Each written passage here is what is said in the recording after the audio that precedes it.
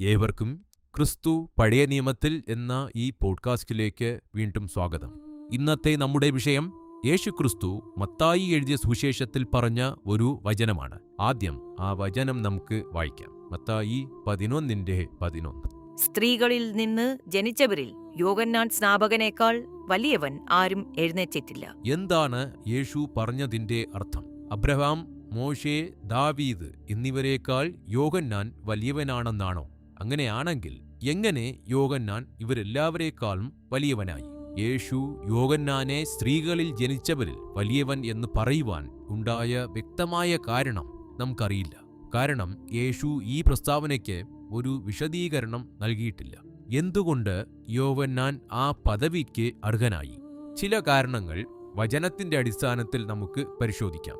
ആദ്യം യോഹന്നാന്റെ ജനനത്തിൽ നിന്ന് തന്നെ തുടങ്ങാം. ലൂക്കോസ് 1:13 വായിക്കാം.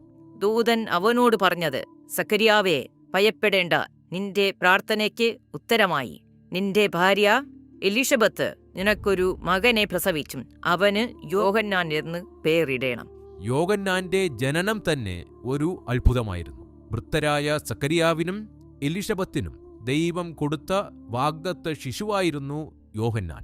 അതിനർത്ഥം ദൈവം ഒരു പ്രത്യേക ദൗത്യത്തിനായി യോഹന്നാനെ തിരഞ്ഞെടുത്തുവെന്ന് കാണിക്കുന്നു. യോഹന്നാന്റെ ജനനം ഏറെക്കാലമായി ജനം കാത്തിരുന്ന മിശിഹായുടെ വരവിന്റെ അടയാളമായിരുന്നു. ഇസ്രായേൽ ജനതയ്ക്ക് ഏകദേശം 400 വർഷങ്ങളോളം ദൈവത്തിന്റെ നേരിട്ടുള്ള പ്രവാചക ശബ്ദം ഉണ്ടായിരുന്നില്ല. ഈ നിശബ്ദതയുടെ കാലഘട്ടത്തിനു ശേഷം ദൈവം തന്റെ രക്ഷാപദ്ധതി ആരംഭിക്കുവാൻ ഒരാളെ ഒരുക്കുകയായിരുന്നു. ആ വ്യക്തിയായിരുന്നു സ്നാപക യോഹന്നാൻ. മറ്റൊന്നാണ്, ഗർഭത്തിൽ തന്നെ പരിശുദ്ധാത്മാവിനാൽ നിറഞ്ഞവനായിരുന്നു യോഹന്നാൻ. ലൂക്കോസ് 1:15 വായിക്കാം. അവൻ കർത്താവിന്റെ സന്നിധിയിൽ വലിയവനാകും, വീഞ്ഞും മദ്യവും കുടിക്കയില്ല, അമ്മയുടെ ഗർഭത്തിൽ വച്ചു തന്നെ പരിശുദ്ധാത്മാവ് കൊണ്ടു നിറയും. ഇത് യോഹന്നാനുള്ള ആത്മീയ വിളി അവന്റെ ജനനത്തിനു മുമ്പേ തുടങ്ങിയിരുന്നുവെന്ന് വ്യക്തമാക്കുന്നു. മറ്റൊന്നായിരുന്നു യോഹന്നാന്റെ എളിമയായ ജീവിതശൈലി. മത്തായി 3:4 വായിക്കാം. യോഹന്നാന് ഒട്ടകരോമം കൊണ്ടുള്ള ഉടുപ്പും അരയിൽ തോൽവാറും ഉണ്ടായിരുന്നു. അവന്റെ ആഹാരമോ വെട്ടുക്കിളിയും കാട്ടുതേനുമായിരുന്നു. വെട്ടുക്കിളിയും കാട്ടുതേനും ഭക്ഷിച്ച് മരുഭൂമിയിൽ താമസിച്ച യോഹന്നാന്റെ ജീവിതം ലോകസുഖങ്ങളെ ഉപേക്ഷിച്ച ഒരു സമർപ്പിത ജീവിതത്തെ കാണിക്കുന്നു. ദൈവപുത്രനെ സ്നാനപ്പെടുത്തി പരസ്യ ശുശ്രൂഷയ്ക്കായി ഒരുക്കിയവൻ യോഹന്നാനായിരുന്നു. യേശു തന്നെ യോഹന്നാന്റെ അടുക്കൽ വന്ന് സ്നാനമേൽക്കുന്നതായി നാം കാണുന്നു. മത്തായി 3:13-15 വരെയുള്ള വാക്യങ്ങൾ വായിക്കാം. അനന്തരം യേശു യോഹന്നാനാൽ സ്നാനം ഏൽക്കുവാൻ ഗലീലയിൽ നിന്ന് യോർദാൻ കരെ അവന്റെ അടുക്കൽ വന്നു. യോഹന്നാനോ അവനെ വിലക്കി, നിന്നാൽ സ്നാനം ഏൽക്കുവാൻ എനിക്ക് ആവശ്യം, പിന്നെ നീ എന്റെ അടുക്കൽ വരുന്നുവോ എന്ന് പറഞ്ഞു. യേശു അവനോട്, ഇപ്പോൾ സമ്മതിക്ക, ഇങ്ങനെ സകല നീതിയും നിവർത്തിക്കുന്നത് നമുക്ക് ഉചിതം എന്ന് ഉത്തരം പറഞ്ഞു. എന്നാറെ അവൻ അവനെ സമ്മതിച്ചു. നിയമാനുസൃതമായി ആലയത്തിൽ ദൈവത്തെ സേവിക്കുവാൻ യോഹന്നാന് കഴിയുമായിരുന്നുവെങ്കിലും യോഹന്നാൻ ആലയ ശുശ്രൂഷയ്ക്കായി പോയില്ല. മത്തായി 12:6 വായിക്കാം. എന്നാൽ ദൈവാലയത്തേക്കാൾ വലിയവൻ ഇവിടെ ഉണ്ട് എന്ന് ഞാൻ നിങ്ങളോട് പറയുന്നു. ആലയത്തേക്കാൾ വലിയവനെ സ്നാനപ്പെടുത്തുന്നതിലും വലുതല്ല ആലയ ശുശ്രൂഷ എന്ന് യോഹന്നാന് തോന്നിയിരിക്കണം. സത്യത്തിനായി സ്വന്തം ജീവൻ പോലും ത്യജിച്ചവനായിരുന്നു സ്നാപക യോഹന്നാൻ. യോഹന്നാൻ ഹെരോദാവിന്റെ തെറ്റിനെതിരെ സംസാരിച്ചതിനാൽ അവനെ തടവിലാക്കുകയും പിന്നീട് കൊലപ്പെടുത്തുകയും ചെയ്തു. മത്തായി 14:3-4 വചനങ്ങൾ വായിക്കാം. ഹെരോദാവ് തന്റെ സഹോദരനായ ഫിലിപ്പോസിന്റെ ഭാര്യ ഹെരോദ്യ നിമിത്തം അവൾ നിനക്ക് ഭാര്യയായിരിക്കുന്നത് വിഹിതമല്ല എന്ന് യോഹന്നാൻ അവനോട് പറഞ്ഞതുകൊണ്ടുതന്നെ അവനെ പിടിച്ചുകെട്ടി തടവിൽ ആക്കിയിരുന്നു. യേശു യോഹന്നാനെ ഉയർത്തുവാനുള്ള മറ്റൊരു കാരണം ഞാൻ കാണുന്നത് യോഹന്നാന്റെ വിനയമായിരുന്നു. ഇതിനായി 2 വചനങ്ങൾ നമുക്ക് വായിക്കാം. യോഹന്നാൻ 1:25-27 വരെയുള്ള വാക്യങ്ങൾ വായിക്കാം. എന്നാൽ നീ ക്രിസ്തുവല്ല, ഏലിയാവല്ല, ആ പ്രവാചകനുമല്ല എന്ന് വരികിൽ നീ സ്നാനം കഴിപ്പിക്കുന്നത് എന്ത് എന്ന് അവർ ചോദിച്ചു. അതിന് യോഹന്നാൻ, ഞാൻ വെള്ളത്തിൽ സ്നാനം കഴിപ്പിക്കുന്നു, എന്നാൽ നിങ്ങൾ അറിയാത്ത ഒരുത്തൻ നിങ്ങളുടെ ഇടയിൽ നിൽക്കുന്നുണ്ട്. എന്റെ പിന്നാലെ വരുന്നവൻ തന്നെ. അവന്റെ ചെരിപ്പിന്റെ വാറ് അഴിപ്പാൻ ഞാൻ യോഗ്യനല്ല എന്ന് ഉത്തരം പറഞ്ഞു. മറ്റൊരു വചനം കൂടി വായിക്കാം. യോഹന്നാൻ 3:30. അവൻ വളരേണം, ഞാനോ കുറയേണം എന്ന് ഉത്തരം പറഞ്ഞു. ഇതാണ് യോഹന്നാന്റെ ഹൃദയം. അവൻ തന്റെ മഹത്വം അന്വേഷിച്ചില്ല, എല്ലാം ക്രിസ്തുവിലേക്കാണ് ചൂണ്ടിക്കാണിച്ചത്. ലൂക്കോസ് 16:16 വായിക്കാം. ന്യായപ്രമാണത്തിന്റെയും പ്രവാചകന്മാരുടെയും കാലം യോഹന്നാൻ വരെ ആയിരുന്നു. പഴയ നിയമ പ്രവാചകരെല്ലാം മിശിഹ വരും എന്ന് പ്രവചിച്ചപ്പോൾ യോഹന്നാൻ യേശുവിനെ ചൂണ്ടിക്കാണിച്ചുകൊണ്ട് പറഞ്ഞു, ഇവൻ തന്നെയാണ് ആ മിശിഹ. പഴയ പുതിയ നിയമങ്ങളെ യോഹന്നാൻ ക്രിസ്തുവിൽ കൂടി ബന്ധിപ്പിക്കുകയായിരുന്നു. യോഹന്നാൻ 1:29.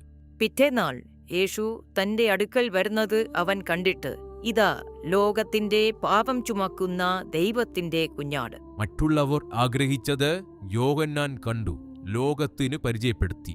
നിരാശയിൽ കിടന്ന ജനങ്ങളെ യോഹന്നാൻ പ്രത്യാശയിലേക്ക് നയിച്ചു. മലാഖി 3:1 വായിക്കാം. എനിക്ക് മുമ്പായി വഴി നിരത്തേണ്ടതിന് ഞാൻ എന്റെ ദൂതനെ അയക്കുന്നു. മലാഖി പ്രവചിച്ച പോലെ ലോകത്തിലെ ഏറ്റവും വലിയ സംഭവമായ ക്രിസ്തുവിന്റെ വരവിനായി വഴിയൊരുക്കിയ ഏക വ്യക്തി യോഹന്നാനായിരുന്നു. യോഹന്നാൻ 1:6. ദൈവം അയച്ചിട്ട് ഒരു മനുഷ്യൻ വന്നു, അവന് യോഹന്നാൻ എന്നു പേർ. നാം ഇതുവരെ വായിച്ച വചനങ്ങളുടെയെല്ലാം അടിസ്ഥാനത്തിൽ നമുക്ക് മനസ്സിലാക്കാം, യോഹന്നാന് അർഹതപ്പെട്ട പദവി തന്നെയാണ് യേശു യോഹന്നാൻ നൽകിയത്. യേശു പറഞ്ഞ വചനം ഒന്നുകൂടി വായിക്കാം. മത്തായി 11:11. സ്ത്രീകളിൽ നിന്ന് ജനിച്ചവരിൽ യോഹന്നാൻ സ്നാപകനേക്കാൾ വലിയവൻ ആരും എഴുന്നേറ്റിട്ടില്ല. യേശു തന്റെ പ്രസ്താവന വ്യക്തമാക്കാത്തതിനാൽ നമുക്ക് ഈ വചനത്തിന് ചുറ്റുമുള്ള വാക്യങ്ങളുടെ അടിസ്ഥാനത്തിൽ മാത്രമേ തുടരുവാൻ സാധിക്കുകയുള്ളൂ. അതിനാൽ ഈ വചനത്തിന് മുമ്പുള്ള വചനവും വായിക്കാം. മത്തായി 11:9 മുതൽ 11 വരെയുള്ള വാക്യങ്ങൾ വായിക്കാം. ഒരു പ്രവാചകനെ കാൺമാനോ? അതെ, പ്രവാചകനിലും മികച്ചവനെ തന്നെ എന്ന് ഞാൻ നിങ്ങളോട് പറയുന്നു. ഞാൻ എന്റെ ദൂതനെ നിനക്ക് മുമ്പായി അയക്കുന്നു. അവൻ നിന്റെ മുമ്പിൽ നിനക്ക് വഴിയൊരുക്കും എന്ന് എഴുതപ്പെട്ടിരിക്കുന്നവൻ അവൻ തന്നെ. സ്ത്രീകളിൽ നിന്ന് ജനിച്ചവരിൽ യോഹന്നാൻ സ്നാപകനേക്കാൾ വലിയവൻ ആരും എഴുന്നേറ്റിട്ടില്ല.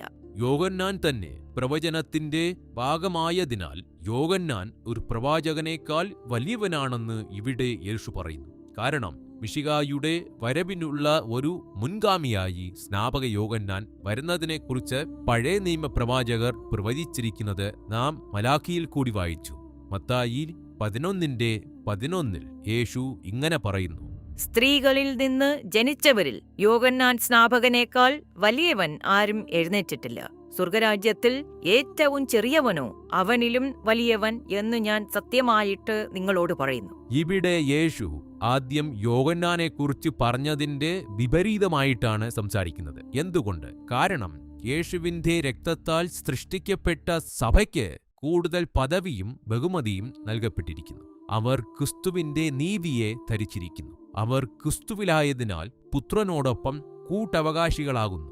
അവർ ദൈവത്തിന്റെ മക്കളാകുന്നു. ക്രിസ്തുവിന്റെ മരണ ഉയിർപ്പിനു ശേഷമാണ് പെന്തക്കോസ്ത് നാളിൽ പരിശുദ്ധാത്മാവിനെ തന്റെ ശിഷ്യർക്ക് നൽകി സഭ രൂപീകരിച്ചത്. അങ്ങനെയാണെങ്കിൽ യോഹന്നാൻ സഭയിലെ അംഗമല്ല. കാരണം സഭയുടെ ആരംഭത്തിനു മുമ്പേ യോഹന്നാൻ മരിച്ചിരുന്നു. യോഹന്നാൻ 3:28 29 വചനങ്ങൾ വായിക്കാം. മണവാട്ടിയുള്ളവൻ മണവാളനാകുന്നു. മണവാളന്റെ സ്നേഹിതനോ നിന്ന് മണവാളന്റെ സ്വരം കേട്ടിട്ട് അത്യന്തം സന്തോഷിക്കുന്നു. താൻ മണവാളനായ ക്രിസ്തുവിന്റെ സുഹൃത്താണെന്ന് ഇവിടെ യോഹന്നാൻ പറയുന്നു. യേശു മണവാളനും മണവാട്ടി തന്റെ സഭയുമാണെന്ന് നാം വചനത്തിൽ കൂടി പഠിക്കുന്നു. പൗലോസ് കൊരിന്ത്യർക്ക് എഴുതിയ 2-ാം ലേഖനത്തിന്റെ 11-2 വായിക്കാം. ഞാൻ നിങ്ങളെക്കുറിച്ച് ദൈവത്തിന്റെ എരിവോടെ എരിയുന്നു. ഞാൻ ക്രിസ്തു എന്ന ഏക പുരുഷന് നിങ്ങളെ നിർമ്മല കന്യകയായി ഏൽപ്പിപ്പാൻ വിവാഹ നിശ്ചയം ചെയ്തിരിക്കുന്നു. മണവാളനായ ക്രിസ്തുവും സഭയായ മണവാട്ടിയും തമ്മിലുള്ള ബന്ധത്തിൽ മറ്റൊരു വചനം കൂടി വായിക്കാം. വെളിപ്പാട് പുസ്തകം 19-7 വായിക്കാം. നാം സന്തോഷിച്ച് ഉല്ലസിച്ച് അവന് മഹത്വം കൊടുക്കുക. കുഞ്ഞാടിന്റെ കല്യാണം വന്നുവല്ലോ, അവന്റെ കാന്തയും തന്നെത്താൻ ഒരുക്കിയിരിക്കുന്നു. തന്റെ സുഹൃത്തായ യോഹന്നാൻ താൻ രൂപീകരിക്കാൻ പോകുന്ന സഭയിൽ കാണപ്പെടില്ല എന്ന് മുൻകൂട്ടി കണ്ടതിനാലാകണം യേശു തന്റെ സുഹൃത്തിന് ഈ പദവി നൽകി ആദരിച്ചത് എന്നു ഞാൻ വിശ്വസിക്കുന്നു. അതിനാൽ ക്രിസ്തുവിനോട് എത്രത്തോളം അടുത്തിരിക്കുന്നുവോ അത്രത്തോളം നമ്മുടെ സ്ഥാനവും വലുതായിരിക്കും. സ്വർഗത്തിലെ തന്റെ സഭയിലെ ചെറിയവൻ യോഹന്നാനേക്കാൾ വലിയവൻ എന്ന് യേശു പറഞ്ഞതിനാൽ യോഹന്നാൻ ആ കാലഘട്ടത്തിൽ സ്ത്രീകളിൽ നിന്ന് ജനിച്ചവരിൽ വലിയവൻ എന്നാണ് അർത്ഥം. യേശു സ്നാപക യോഹന്നാന് ഈ പദവി നൽകിയത് യോഹന്നാന്റെ മഹത്വം കൊണ്ടല്ല, യോഹന്നാൻ ചെയ്ത ദൗത്യത്തിന്റെ മഹത്വം കൊണ്ടാണ്. യോഹന്നാന്റെ ദൗത്യം കാരണം യേശു പറഞ്ഞതുപോലെ യോഹന്നാൻ വലിയവനാണ്. പക്ഷേ വിശ്വാസികളായ നമുക്ക് ലഭിച്ച കൃപ അതിലും മഹത്വമുള്ളതാണെന്ന് ക്രിസ്തു പറയുന്നു. കാരണം സഭ ആത്മാവിനാൽ ജനിച്ചവരാണ്. യോഹന്നാൻ 3:5 വായിക്കാം. നിക്കോദെമോസ് അവനോട്, മനുഷ്യൻ വൃദ്ധനായ ശേഷം ജനിക്കുന്നത് എങ്ങനെ? രണ്ടാമതും അമ്മയുടെ ഉദരത്തിൽ കടന്ന് ജനിക്കാമോ എന്ന് ചോദിച്ചു. അതിന് യേശു, ആമേൻ ആമേൻ, ഞാൻ നിന്നോട് പറയുന്നു, വെള്ളത്താലും ആത്മാവിനാലും ജനിച്ചില്ല എങ്കിൽ ദൈവരാജ്യത്തിൽ കടപ്പാൻ ആർക്കും കഴിയുകയില്ല. ആത്മാവിനാൽ ജനിക്കാതെ സ്വർഗരാജ്യത്തിൽ കടക്കുവാൻ കഴിയില്ല എന്ന് യേശു പറയുന്നു. അതിനാലാണ് യേശുവിന് പറയേണ്ടി വന്നത് സ്വർഗത്തിലെ ചെറിയ വിശ്വാസി പോലും യോഹന്നാനേക്കാൾ വലിയവനാണെന്ന്. സ്ഥാനത്തിന്റെയും പദവിയുടെയും ദൗത്യത്തിന്റെയും കാര്യത്തിൽ അക്കാലത്ത് യോഹന്നാൻ സ്നാപകനേക്കാൾ വലിയവൻ ആരും ഉണ്ടായിരുന്നില്ല. മിശിഹായുടെ വരവിനായി ഇസ്രായേല്യരുടെ ഹൃദയങ്ങളെ ഒരുക്കുവാൻ ദൈവം നിയോഗിച്ചത് യോഹന്നാനെയായിരുന്നു. ദൈവം ക്രിസ്തുവിലൂടെ ഒരുക്കിയ രക്ഷാപദ്ധതിയിൽ തന്റെ പങ്ക് എന്താണെന്ന് യോഹന്നാന് കൃത്യമായി അറിയാമായിരുന്നു. യോഹന്നാൻ 1:23.